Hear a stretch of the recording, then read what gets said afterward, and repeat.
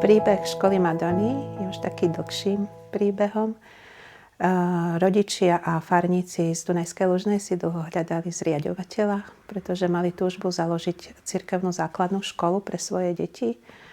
A keďže sme zriaďovali v tom čase cirkevnú materskú školu, tak oslovili nás.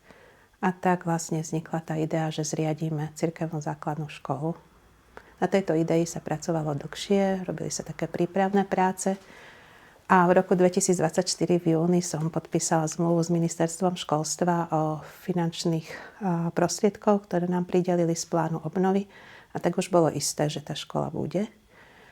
A keď sa vlastne posvetil, alebo otec arcibiskup posvetil základný kameň, tak vtedy sme sa začali tak viacej a intenzívnejšie venovať tomu, aká tá škola bude.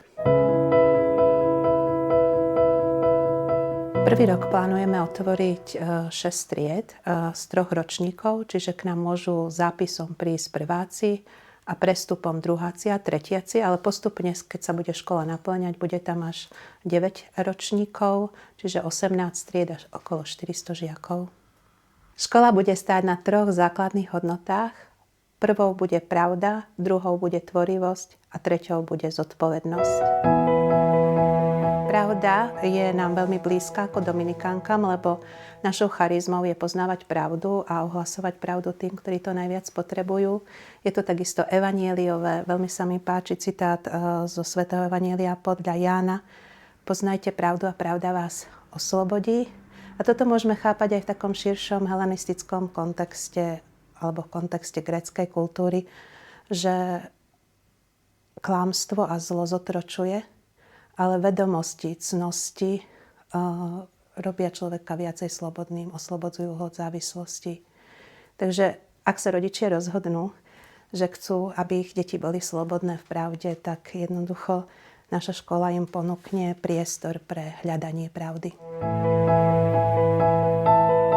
Pre mňa osobne sa tvorivosť veľmi spája aj so slobodou, jednak tým, že keď tvoríme a robíme nejakú kreatívnu činnosť, tak nás to oslobodzuje, vieme sa tak vyjadriť a niekedy nás to aj možno očistí od niečoho. A zároveň slobodný človek vie tvoriť veci nové a originálne a zjavovať možno tým pádom aj tú nadčasovú krásu alebo také aj svedectvo o pravde a stávame sa tým pádom aj nejakými Kristovými prorokmi. V cirkevnej základnej škole nechceme vnímať tvorivosť len ako stvárnenie nejakej krásy, ale hlavne aj ako tvorivosť, ktorá nám pomáha potom v takom bežnom živote, možno v rozhodovaní, v riešení problémov, v objavovaní nových prístupov. A tým pádom je to veľmi taká dôležitá zložka v tom učení sa a hlavne učení sa u detí. Zodpovednosť spočíva najmä vo vytváraní motivujúceho prostredia pre rast a rozvoj dieťaťa prostredníctvom personalizovaného prístupu učiteľa a pri aktívnej spolupráci s rodičmi.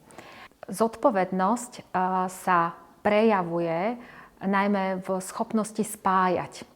A toto spájanie môže byť vo viacerých rovinách. Spájanie je o prepájaní poznatkov, lepšom chápaní súvislosti sveta okolo seba, ale spájanie je aj o spájaní sa s inými ľuďmi, o spolupráci s inými ľuďmi. A toho je tento projekt veľmi dobrým príkladom.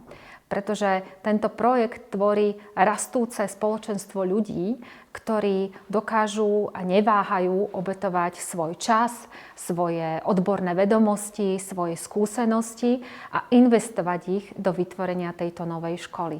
Na pravidelných stretnutiach jednotlivých pracovných skupín sa diskutuje o rôznych praktických otázkach, ale zároveň sa pracuje na oblastiach ako napríklad školský vzdelávací program, pedagogický prístup, nastavenie financovania, komunikácie, ale aj to, ako tá škola bude vyzerať, aké bude mať vybavenie. No a toto je nesmierne dôležité pre vznik školy, komunita okolo školy a ľudia, ktorí majú záujem na vytváraní tejto vízie.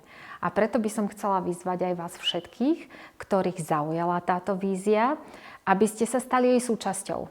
Všetci učitelia, rodičia alebo podporovatelia, ktorí majú záujem spolupracovať, ste vítaní a budeme veľmi radi, keď sa stanete súčasťou nášho príbehu, pretože tento príbeh pokračuje.